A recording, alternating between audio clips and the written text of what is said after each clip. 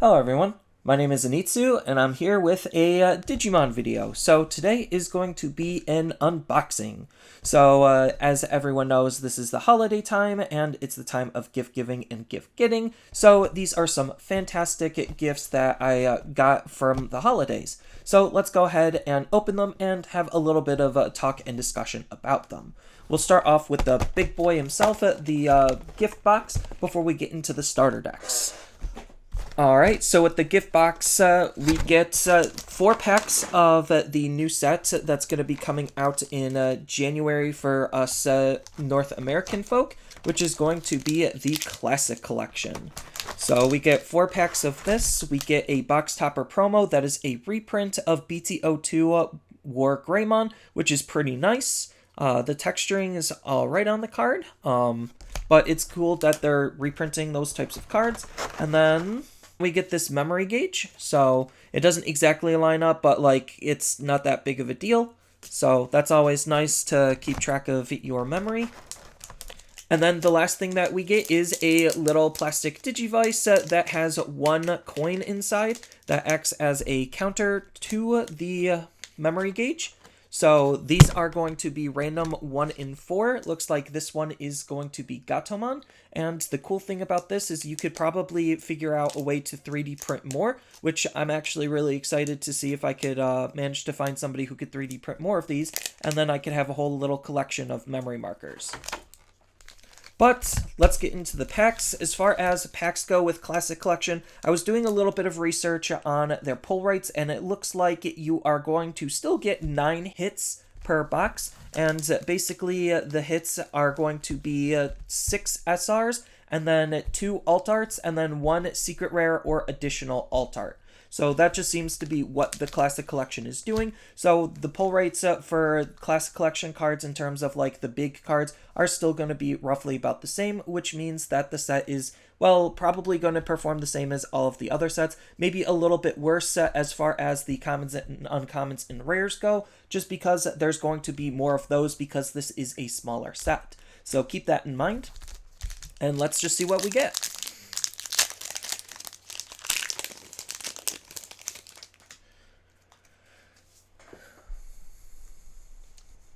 First card, Andromon, Togemon, Metal Tyrannomon, Zudomon, Garudamon, Demi-Devi, Tentamon, Lady Devi, Metal Edamon, Agumon, and my rare is a Skull Greymon with a War Greymon SR.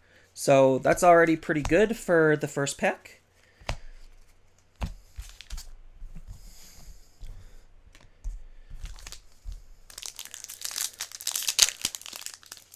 So I believe the SR/alt art pull ratio is like 1 in every 3 packs. So that's just something fun to keep track of. Stingmon, Salamon, Tapermon, Megadramon, Devimon, Ikakumon, Elecmon, Phoenixmon, Dinobemon, Boltzmon, Analog Youth, and Inframon. Double rare pack.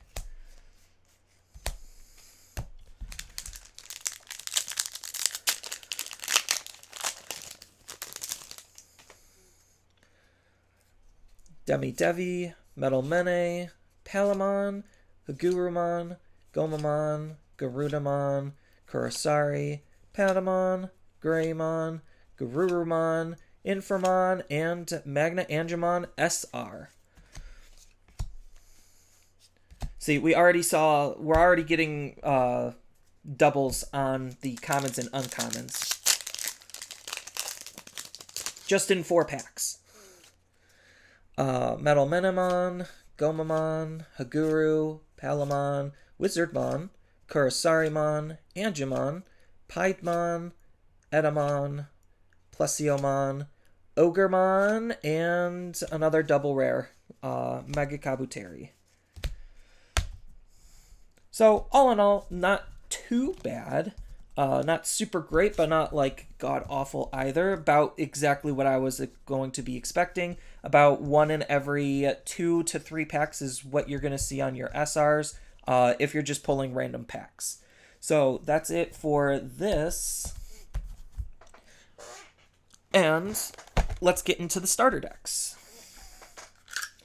So the starter decks come with the deck bound. It comes with the memory boost cards, nice and bound too.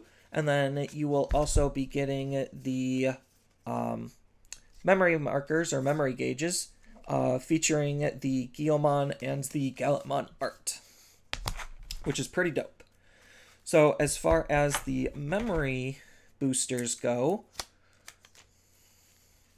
you get one of each color, which is pretty good because they are all basically the same, targeting their respective colors, and they are all pretty decent cards. So red memory boost, blue memory boost, yellow, green, black, and purple, respectively. So I really like these cards. They're really good, and they totally make up a lot of value that goes into these decks. But what makes up some other value in these decks is going to be the 2 of cards. Now, all of the 2 of cards are going to be like super money makers, but like there are just some really good cards in the starter deck. So like all of the starter decks, you have your like learn to play rules on the side. Those basically are meaningless for most players, but they're always nice to have for newer players.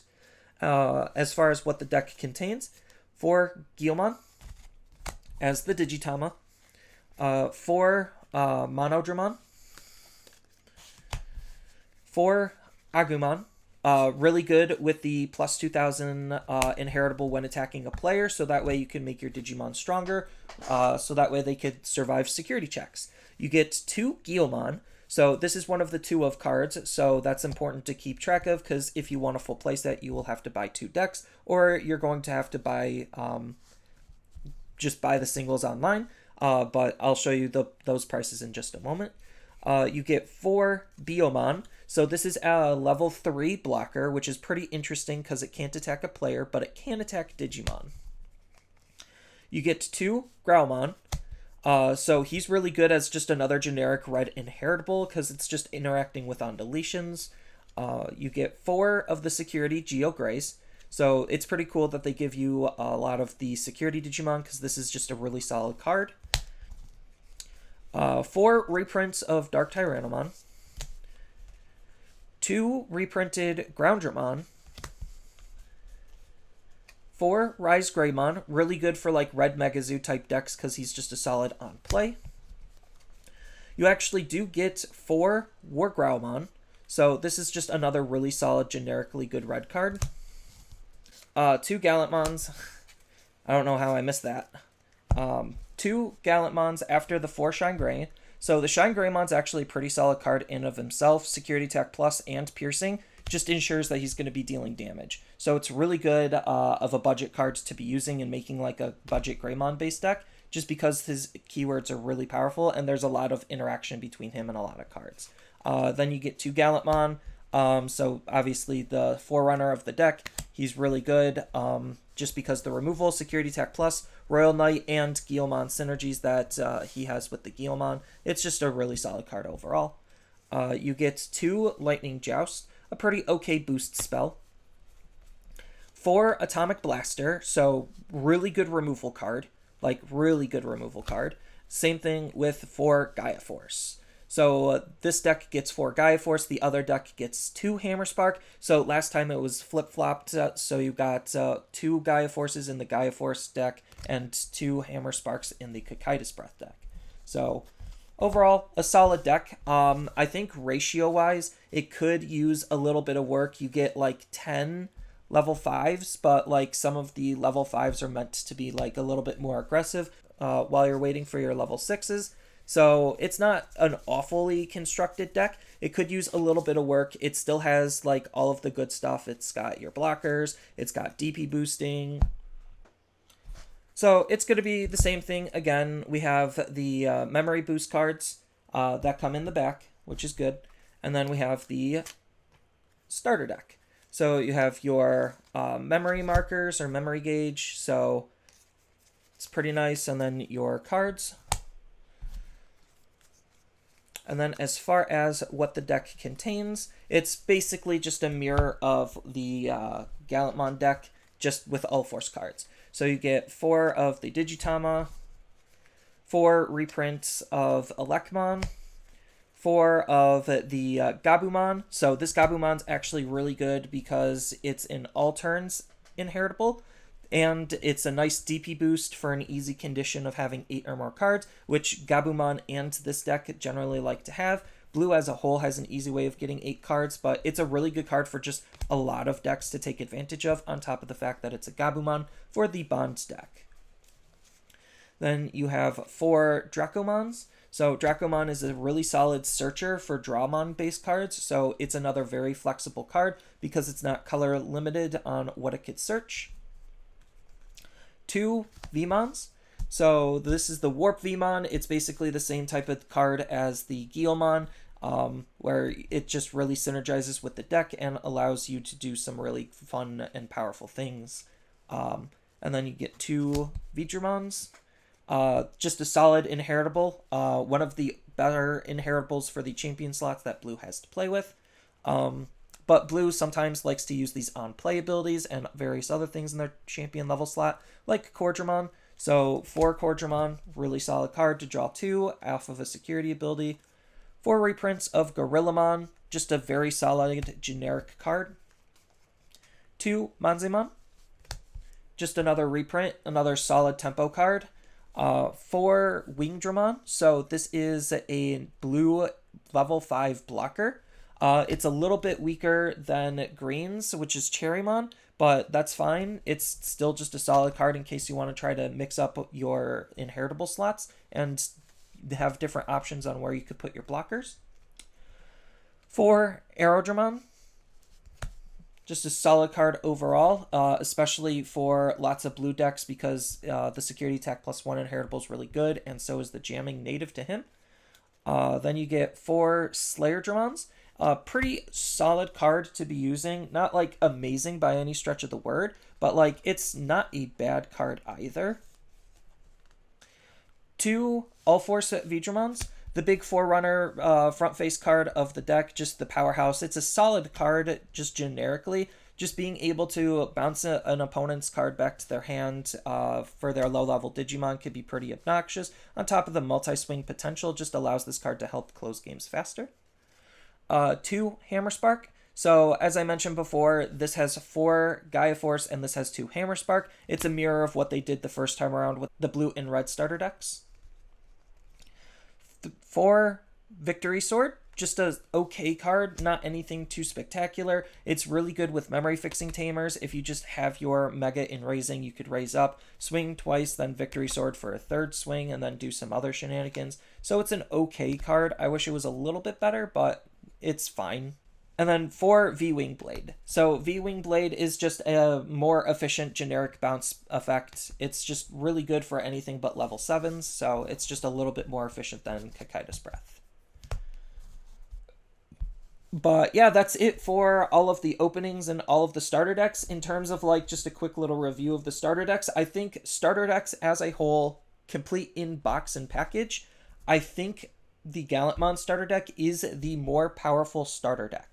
It just has better cards in it as a whole, and it synergizes with just a lot of different things between Greymons, Gallantmons, Royal Knights, removal-based decks. Like, there's just a lot going on with this deck, making it just the better of the 2 decks. But I still think the Ulforce deck is a pretty solid deck in of itself. Utilizing multi-attacks is usually really, really powerful, no matter what strategy it is, especially if you could pair it up with Security Attack Plus. It just makes it a really dangerous deck, and any deck that could, like, OTK or bust all 5 or at least 4 security in a single turn usually is in a pretty good spot. So I think the Ulforce deck definitely has lots of potential, and I think it's a pretty solid deck, and who knows, maybe with more Vmon and Ulforce or Royal Knight support for blue, it could actually be a pretty solid deck to be playing with, just because we know that Vmon is going to be getting more support as a whole between all of his different things, so maybe something is there to make this even better than it is currently, but as of right now, I think this is just a fine deck, and I think this is just the stronger of the 2. And then as far as the gift box stuff and the classic collection goes, I really don't think that the $25 to $30 is really worth this. Like, the majority of the value is going to be coming from basically what's right here and not necessarily the cards, because this box topper comes in every single booster box of Classic Collection. So there's no variance in box toppers, so this card is literally going to be everywhere, especially since it's already in the gift box. And then as far as the Classic Collection cards go, like I said, the majority of the set isn't going to hold value once the set actually comes out. So I really don't think this is worth the 25-30 bucks just to get a couple of cards early, because we also can't even use most of these cards. I mean, granted, you could use the reprint, but like that's about it. They won't be, in quotation marks, tournament legal for a little bit, even though there's not really any tournaments that's going to be happening. So as far as the gift box review goes, I probably would say if you really care about the Digivice and the memory gauge, like that's cool, but it's not worth the money. But in terms of the secondary market goes, we actually are able to buy and sell Classic Collection cards over on TCG Player. Even though we don't technically get the full set till early January, I would still be very, very cautious about buying some of the singles, just because the singles are going to be overpriced, just because there is a lack in, well, booster boxes to help crush the singles. So right now we could see that there's just a lot of overhypeness and overpriced cards, just because there's, well, a lack of product going around. So there's not a whole lot of listers, and again, all of the cards are relatively high price. So I think once the set actually comes out, then the price of basically every single one of these cards is going to be crushed and tank really, really hard. So anything that's basically not an alt art is probably going to be sub $10 at best, and most of the time they're probably going to be sub $5 at best. So definitely expect all of these prices to come crashing down once the set actually comes released, and I would stay away from buying the singles until, well, booster boxes are open. And then in terms of the price of the starter deck and the starter deck singles, well, it's still kind of worth it to buy a starter deck for the most part, just because by the time you buy all of the 2-ofs, you're already at like $8-9, which is like almost half the price of the starter deck, and that's not even including the memory boosts, which even though the memory boosts are slightly on the decline, they're still very good cards and they still add value to buying the deck as a whole. So you could see that the most expensive card of the deck is going to be the Ulforceveedramon, just because it's really good to interact with any card that's Ulforceveedramon. So that way you could warp up into it. Doesn't necessarily have to be this one. Could be the original one that was released in BTO2, which is why it's holding the most value. And then the second most expensive card is going to be the Digimon, just because, well, it's a really good card overall to use for virtually any blue deck.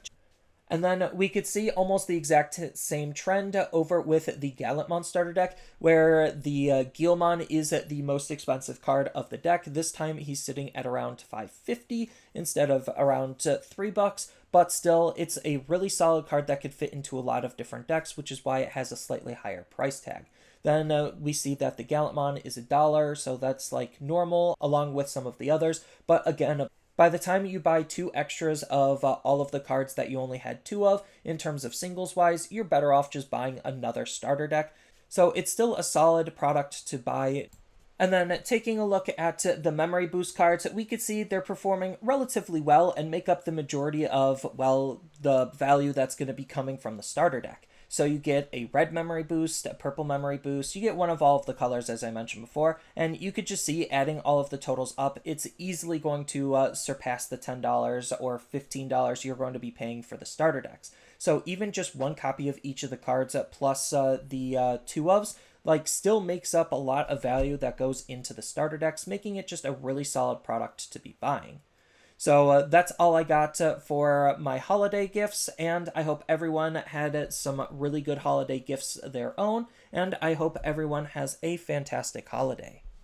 So that's all I really have for this video. As always, feel free to tell me your thoughts down in the comments below, and down in the description below are a couple of different ways you could support me and the channel. So I do have a TCG Player affiliate link, so when you use that link to buy cards off of TCG Player, then some of that money will go to supporting me and the channel. I also do make and sell playmats over on Overcard Gamers on Facebook, so when you buy a playmat with my design, then some of that money money will also go to help supporting me and the channel. And on top of all of that, I do have a Twitch account over on twitch.tv/Zenitsu, so giving me a follow and a subscription also helps support me there, and I do play Digimon on top of various other games on that platform as well. So thank you everyone for watching, and as always, don't forget to like, share, and subscribe for more content, and I'll see you in the next video.